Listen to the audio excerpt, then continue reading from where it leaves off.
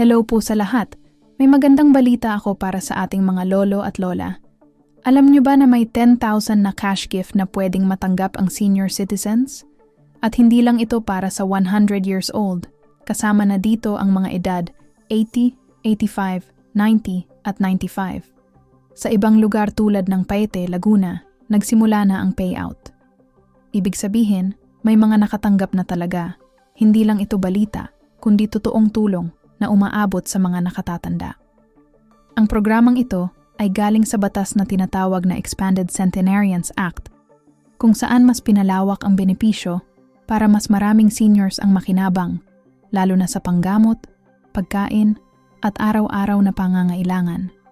Kaya kung may lola o lolo kayo na papasok o nasa ganitong edad na, huwag niyo itong baliwalain. Baka eligible sila at hindi lang nila alam. Simple lang, mag-check kayo sa OSCA o sa inyong local na munisipyo para sa requirements at proseso. Mas mabuti ng sigurado kaysa sayang ang pagkakataon. I-share mo ito at I follow si Tita Eda.